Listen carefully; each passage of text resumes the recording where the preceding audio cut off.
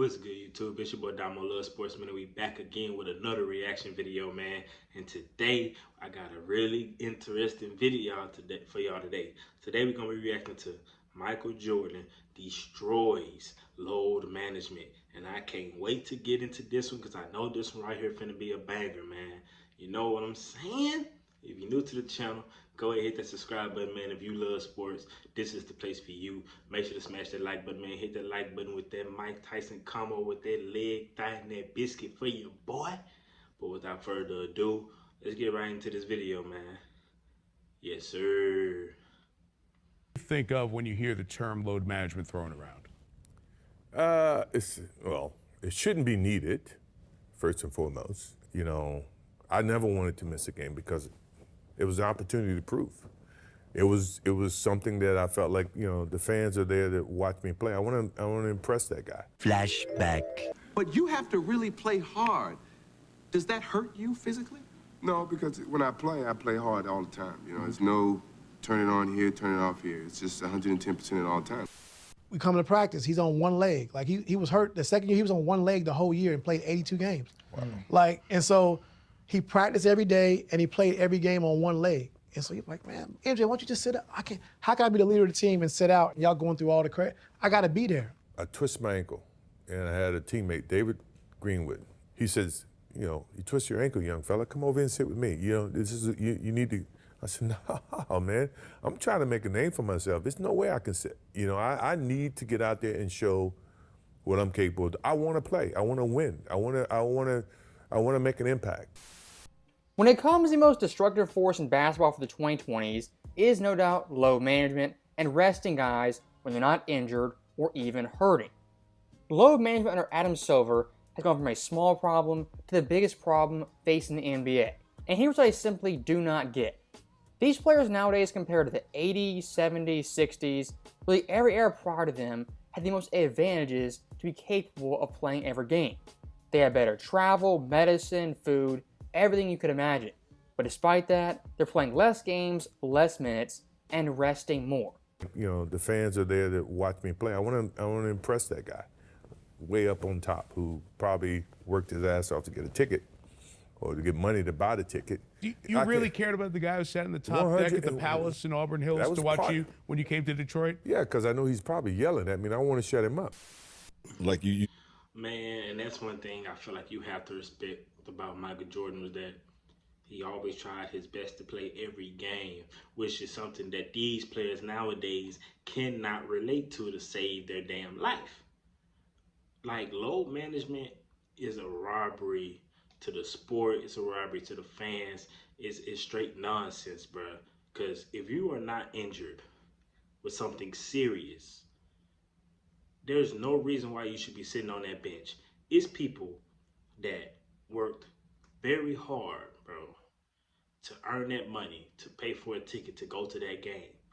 And what if it was their last money, the last cent they had that they could spare to go to a game to see their favorite player, and he's not injured or anything, but comes to find out you spent your last hard-working dime of that paycheck you slaved for just to go to a game to watch your favorite player. He doesn't play, and he's not hurt or anything. He's just sitting out for absolutely no reason. He's just resting. People don't, like, do these NBA players not think about stuff like that? Do they not think about the people who can't afford to come to multiple games, who probably could spend their last dime going to that one game and you sitting out when nothing is wrong with you? And that player basically, that person basically wasted their money to come see their favorite player play because they probably don't really care about the team. Not everybody's a team. Just because they go see the games doesn't mean that that's their team. They may just like the player. You're their favorite player. For me, for example, Kyrie Irving. It's one of my favorite players ever. I grew up watching him. When I played basketball, I grew up studying him. I basically looked up to him. I wanted to play like him. He was my idol, if you would say. And say I paid for a Kyrie Irving a ticket, you know what I'm saying, to go see Kyrie Irving, and he's not playing. Or, like, I'm a fan of Kyrie Irving, but he's switching teams to teams, but I'm still going to that game just to see Kyrie Irving play. I may not be a fan of that team, but I just want to see Kyrie Irving play. Then it's like, damn, he not even playing. I just spent my money to see my favorite player play. I'm not even a fan of the team, so I basically wasted my damn money. So now I'm mad, and now I'm not going to another game. That's how it goes, and I guess they don't think like that, man.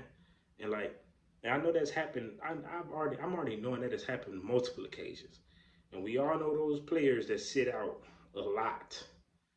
Kawhi Leonard, for example, that man sit out more games. Boy, he didn't set out more games. He probably didn't play. You feel me? Like it's getting ridiculous, man. That low management junk is ridiculous, man. But let's get back to it though.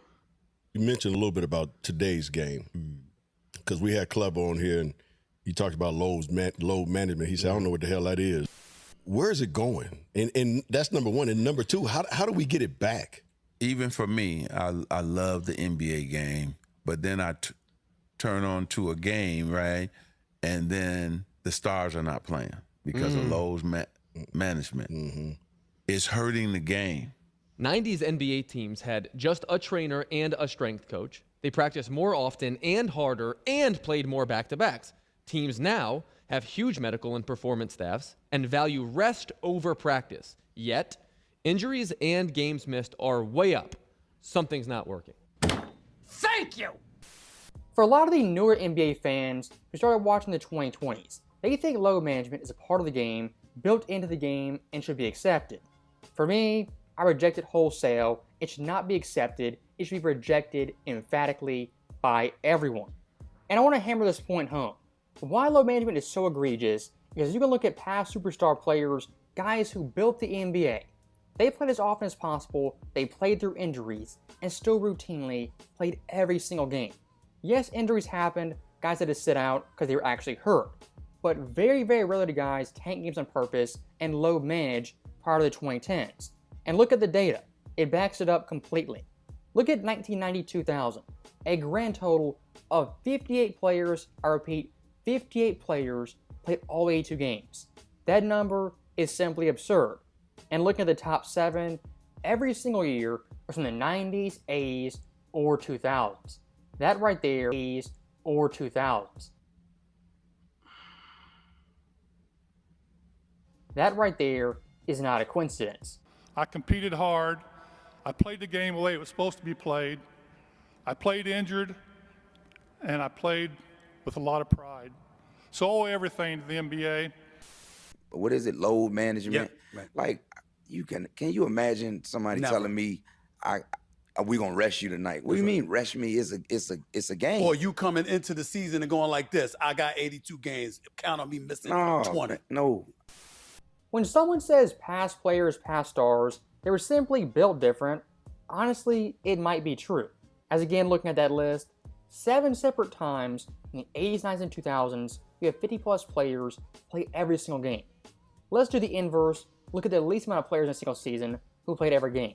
First up, the fewest all time, 2022. Next up, 2023, 2025, 2024, and in 3 years, in the late 2010s. That right there tells you everything. Load management at its worst came in the 2020s when it's happening right now. But where it started at was the mid-late 2010s in the Kawhi, LeBron, Joel Embiid type era. This rest stuff just drives me crazy. You're playing basketball for a living, okay? I understand if you're working in a coal mine that you may need a rest day after it. You're playing basketball.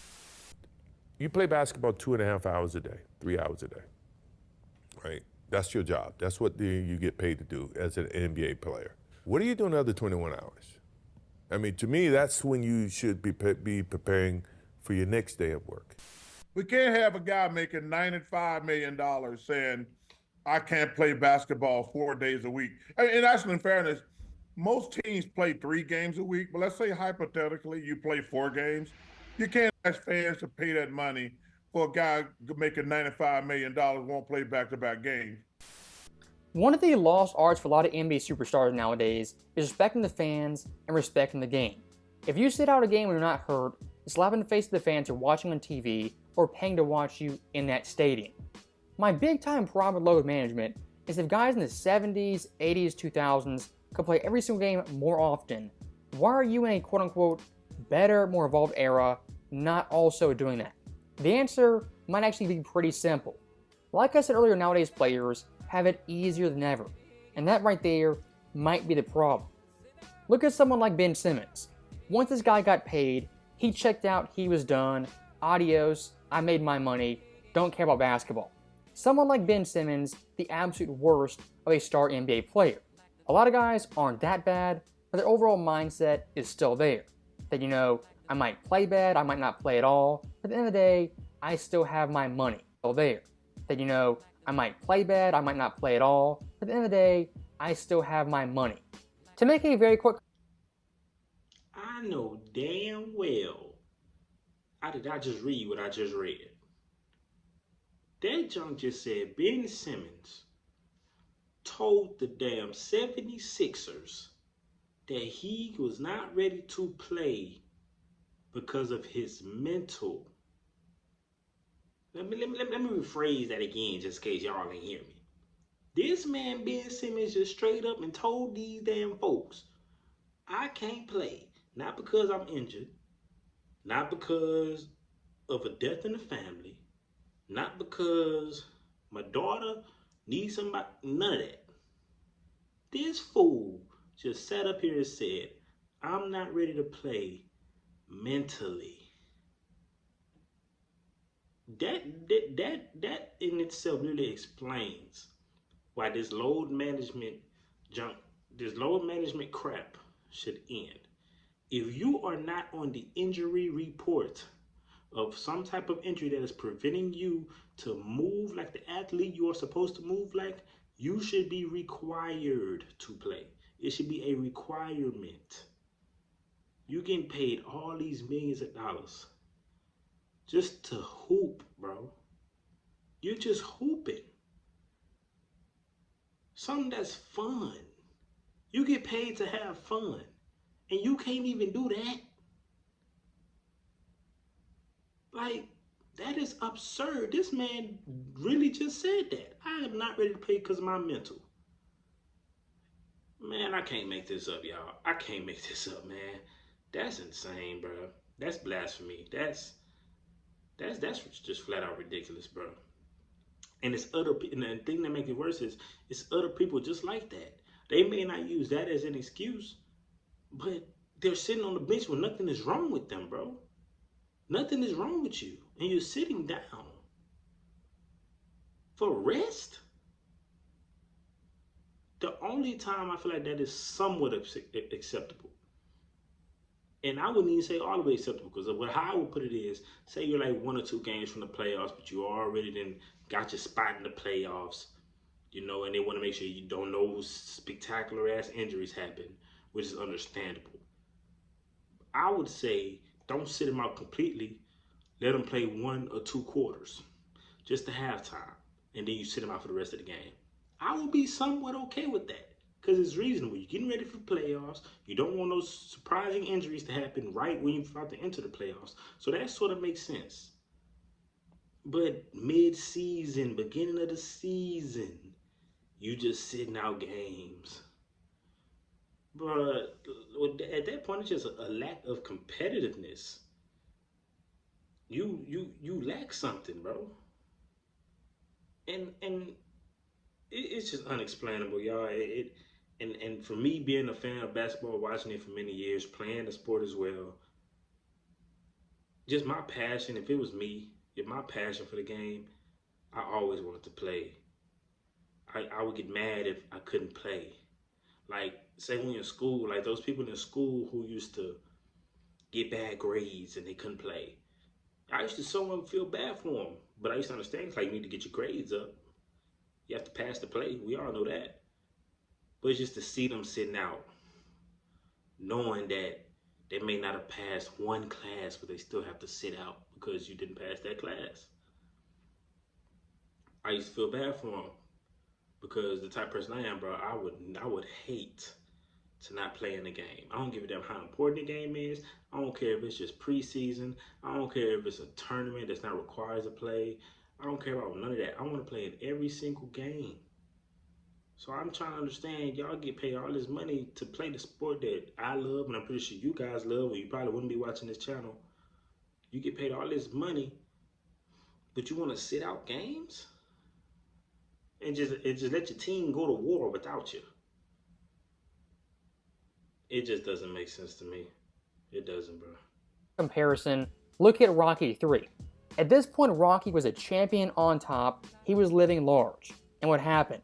He got soft, took his foot off the gas, and got beat down by Clubber Lang. And it wasn't until he basically lost everything and had Apollo motivating him that he once again got the eye of the tiger and would be great and compete at the highest level.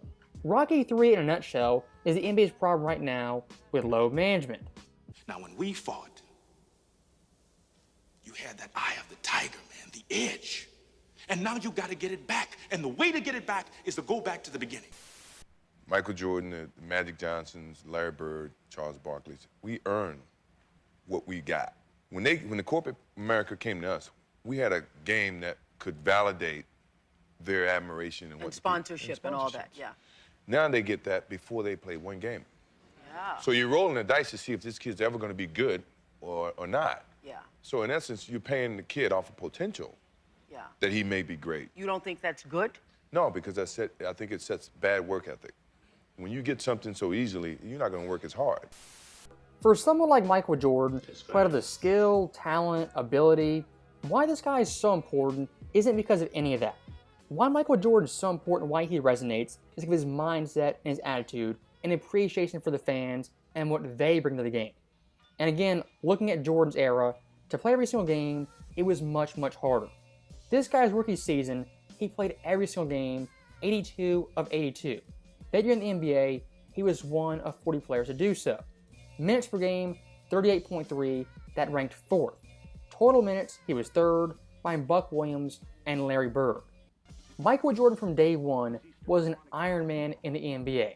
And like I've said over and over again, playing every game back then 10 times harder than doing it in this era, on first-class flights, better medical staff, better training, better everything. Athletes are better than ever. The pace of the game now is a track meet. I'm going to take 4 nights off a year. I'm going to take one in the first month, the 3rd month, the 4th month. Why not? That's smart. So if the guys are coming to watch me play, I don't want to miss that opportunity. Now, physically, if I can't do it, then I can't do it. But physically, if I can do it, and I just don't feel like doing it, that's a whole different lens. It might not be in the team's best interest, in your best interest, to play all 82. Is that something you thought about at all since you made the goal? I mean, that's a goal, but we'll see. The next day. I'm available to go and be in the pro. If OBJ shows up, he might score 100. OBJ shows up, he might score 100. So stop that right there very quickly. When it comes to LeBron James, the quote-unquote face the NBA, face the 2010s. This guy only one time ever played every game in a single season.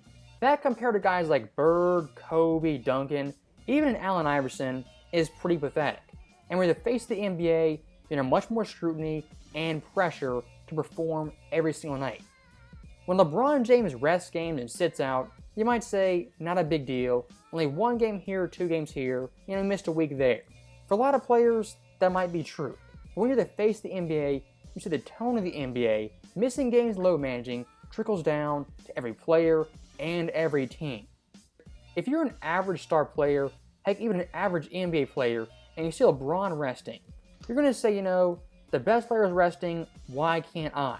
When people like LeBron load manage, they make it acceptable for the rest of the NBA to do so and follow their lead. As if he didn't, I can virtually guarantee the tone of the NBA will be much, much different. Jordan, he missed 64 games of the season, and the Chicago management did not want him to play anymore. He had a broken left foot. He wanted to play. They said, okay, you can play, and they wanted to limit his minutes, and they did. However, he had to sit down with 30 seconds to go and the game on the line against Indiana. He wanted to play. The crowd howled, and Michael Jordan put his foot down and said to the Chicago Bulls management, I'm going to play basketball. That's what I am, a basketball player. And they had to back down, and Jordan has played. And one of the great tributes to integrity and credibility in this sport is on the shoulders of Michael Jordan. When you had someone like Jordan as the face of the NBA, the ambassador of the NBA, people were playing every single game more often than ever. In LeBron's era, it's the exact opposite. If you ask me why NBC brought Michael Jordan back, it's pretty simple. They want Michael Jordan to come in and very subtly change the tone of the entire NBA, as Michael Jordan still has more pull than LeBron James and even Adam Silver. And if Jordan says, guys should compete, play every game, that's going to resonate with everyone, and especially the fans. So that right there is the end of the video. As always, thank you guys for watching. Hope you enjoyed it. Man, that one right there was a pretty good video, man.